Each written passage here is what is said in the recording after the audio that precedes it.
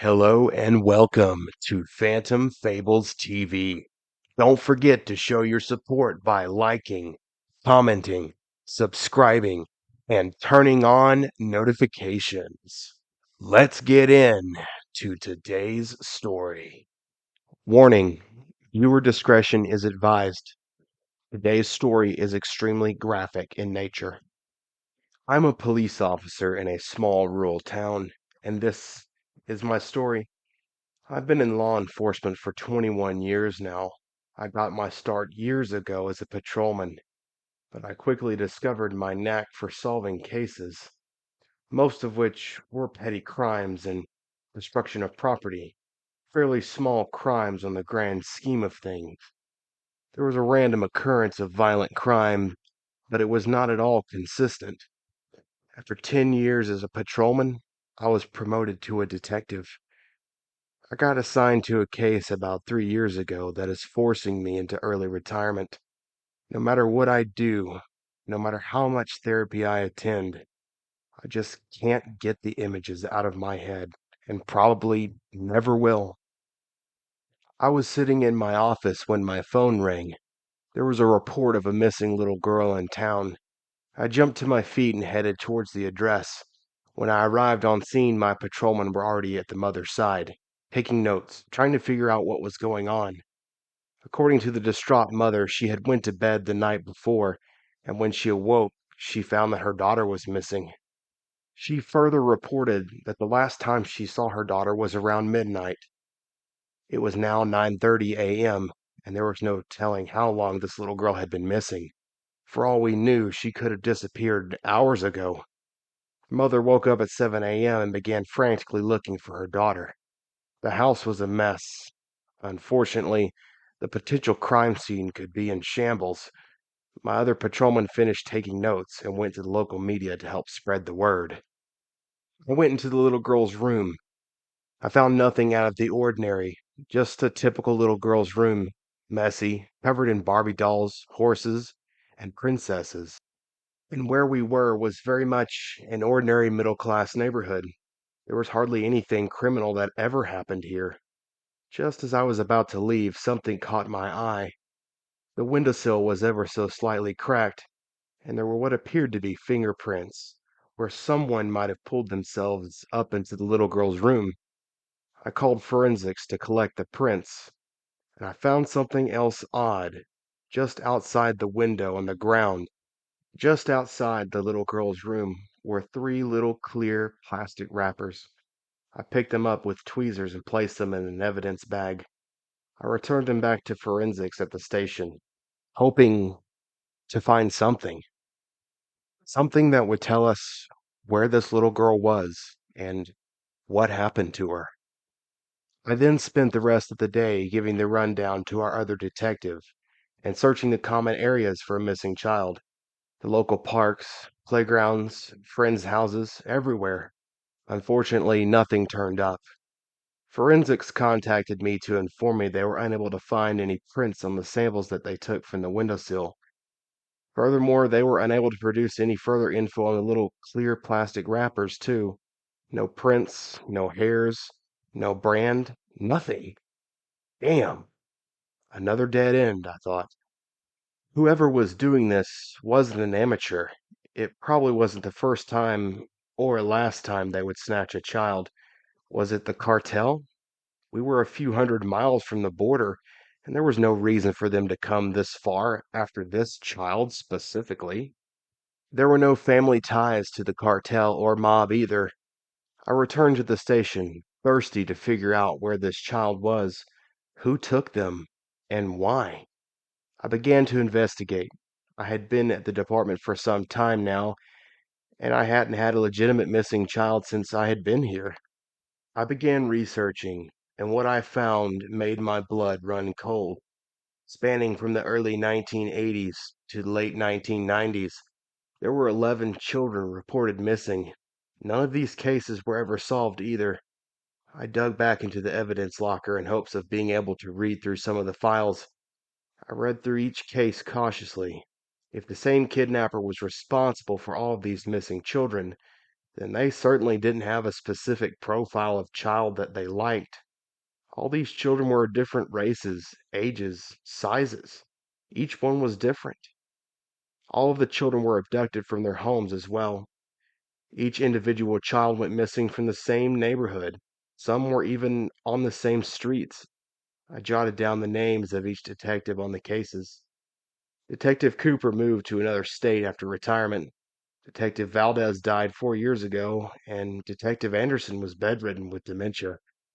However, there was one detective left on the list that was still around. Detective Evans. Detective Evans retired 30 years prior, and he still lived in town. I quickly jotted down his address and decided to pay him a visit the next day. Before shutting the evidence locker, something caught my eye. In a little plastic baggie, there were 4 little clear plastic wrappers, just like the ones from the current case. I put the baggie in my pocket and returned to my house for the evening.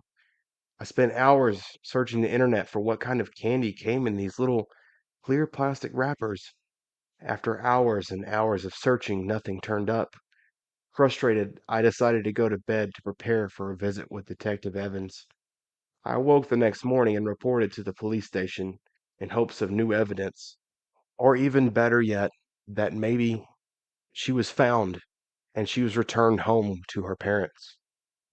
Instead of the warm, bubbly, wishful news that this had resolved itself, I was met with more disheartening news. Another little boy went missing just a few blocks down from the original missing child.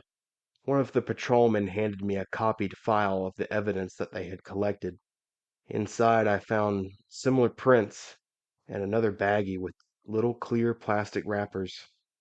Could this be the same kidnapper? The same kidnapper that started making kids disappear in the early 80s? If so, how have they remained so flawless? After all, the kidnapper must be at least 30 years older than they were when they first started. The little boy's picture flashed across the news screen playing in my office. I decided to pay Detective Evans a visit. After all, he was the most recent detective on these cases before the current ones. Most police officers like to remain involved in the police departments after retiring, coming to functions and events. However, that was not the case here. Once people retired, they didn't come back. I arrived at a small single-family house on the north end of town, maybe a mile away from the area where the kids have went missing. I knocked on the door. A sweet, feeble, elderly woman opened the door. I introduced myself and was welcomed inside. I was led into the living room, where I found Detective Anderson sitting in a recliner. He was enjoying a pull off of his tobacco pipe when he invited me to sit down.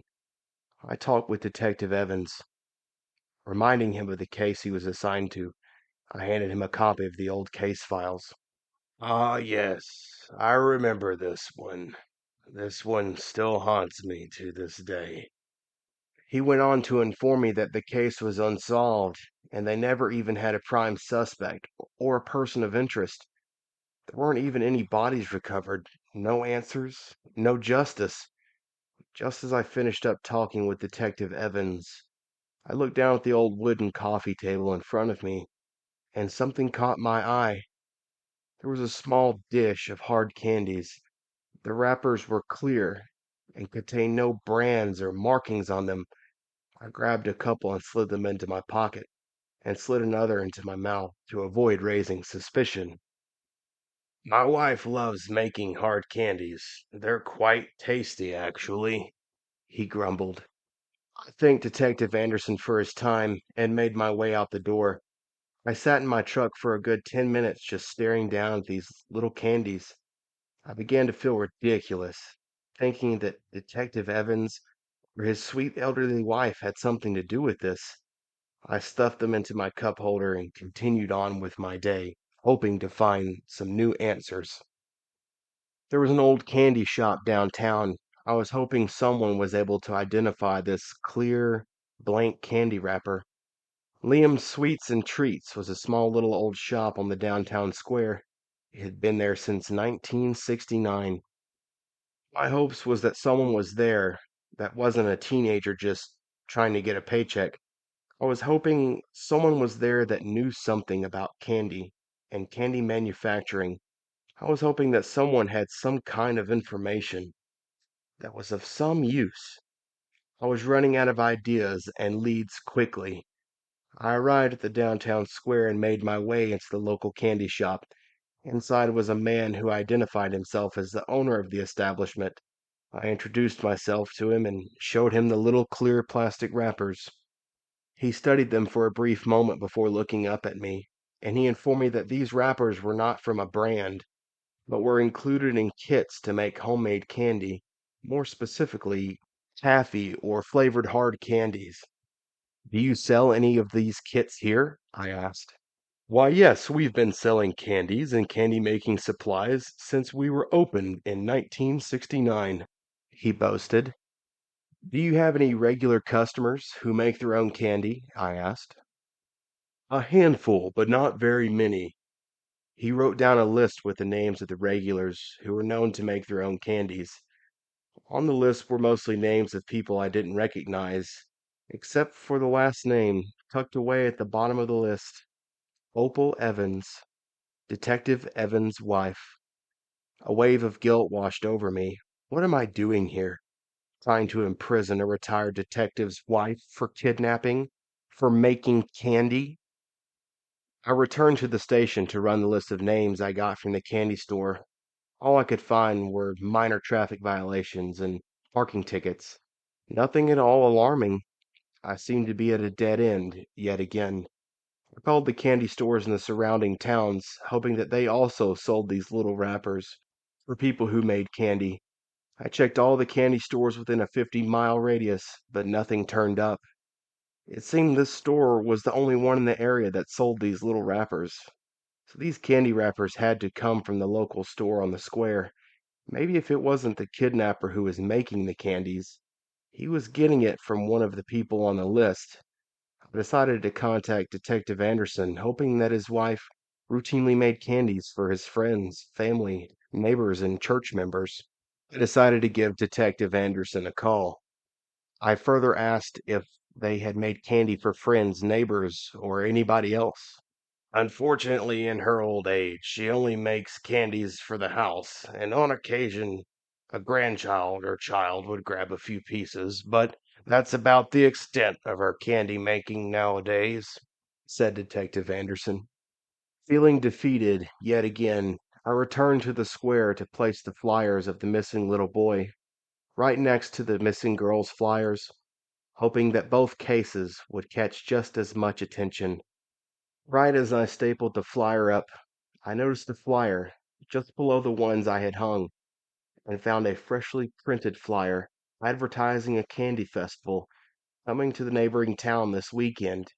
Bingo, I thought. I didn't know what I would expect to find there, but I just knew I needed to go. The next few days of investigation turned up nothing. The day of the festival came. I knew I'd have to blend in. I would have to be totally undercover. Hopefully, no one there from our town would recognize me. I arrived at the candy festival bright and early, so I wouldn't miss anything. Vendors were still setting up their tents when I arrived. There weren't just candy vendors here either. There were people with hot dog stands, lemonade stands, and people selling miscellaneous products. There were actually a very limited number of candy vendors, two of which worked for a large manufacturing company. There were only about four vendors who made homemade candy. I decided to hone my focus in on these four vendors. One of the vendors had all his products packaged in colorful wrappers, so I knew I could rule him out. I made my way around to investigate the remaining three. The next vendor only sold chocolates.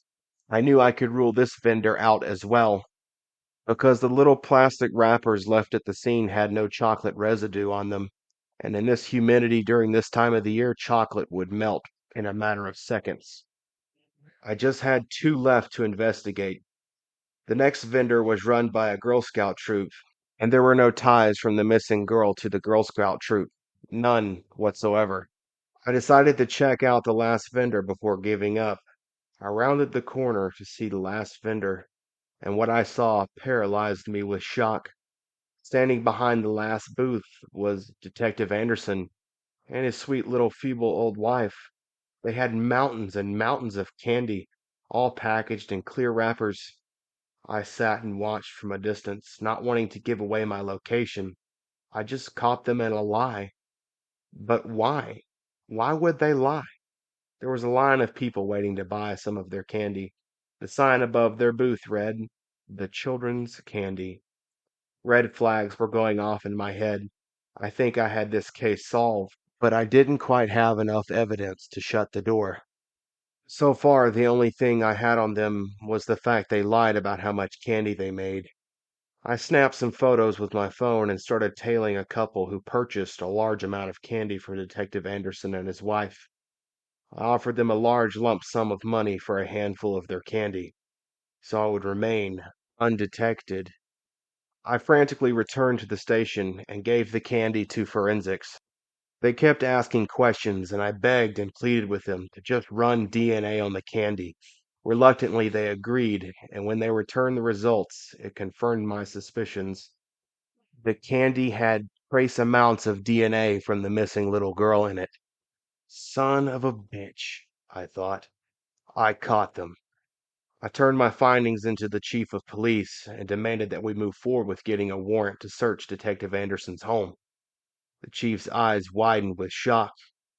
He contacted the judge that night to obtain a warrant. I think he was still in shock. But the evidence was right there. There was no denying it. That night we obtained our warrant. The chief put me in charge of conducting the search. That night I had my two patrolmen originally assigned to the case.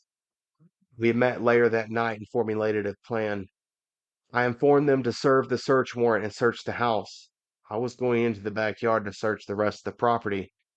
They had an additional 2 acres of wooded land in their backyard, and her husband being a retired police officer and detective, I knew he would be able to hide evidence or conceal any wrongdoing.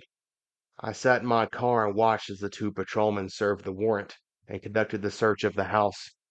Now was my opportunity. I hopped out of my car and sneaked into the backyard, hoping to find a detached garage or barn that would be hidden in the woods. Just as I suspected, I found a small 20 by 20 metal building tucked away in the back of the property. There was a padlock on the door. Luckily, the window was left unlocked. I opened it and slithered my way inside. And what I found inside horrified me. There on the floor was the missing little girl's clothes, right next to the taffy machine. Could it be? Could these sick, twisted people be killing children and putting them in the candy? I got nauseous when I heard a light scratching followed by a weak whimper. I drew my weapon as I approached a small closet in the corner. I kicked the closet door in to find the missing little boy chained to the wall in the closet. I cut the chains loose with a set of bolt cutters I found. I grabbed him up and radioed to my patrolman to cuff Detective Anderson and his wife. I could hear the hesitation in their voices, but they acknowledged my message before I heard several gunshots ring out from the house. I tucked the little boy back into the closet and shut the door before running to the house. And when I got there, my fears became reality. Detective Anderson heard my radio transmission and knew that they had been caught. He grabbed his old service pistol and he shot and killed his wife before turning the gun on himself. They were both dead. I was angered. Now they wouldn't have to face justice. They took a coward's way out. We called for backup. Detective Anderson and his wife were declared dead at the scene, and forensics came to the shed to collect evidence. The little boy was returned to his family and is alive and well. In the shed, they found more evidence tying them to the other disappearances that spanned over 30 years. The gig was up. It was them, the whole time. The same detective assigned to this case years ago was the man committing these atrocities. The FBI later became involved and confirmed our fears. They were kidnapping, killing, and turning the children's bodies into taffy that they consumed and sold for many years. So many innocent children killed. So many innocent people consumed what they thought was taffy made by some sweet church going lady. Shortly after this, I had to start attending therapy in hopes of being able to deal with this. A few months later, I retired, and I can no longer even stomach looking at a piece of candy.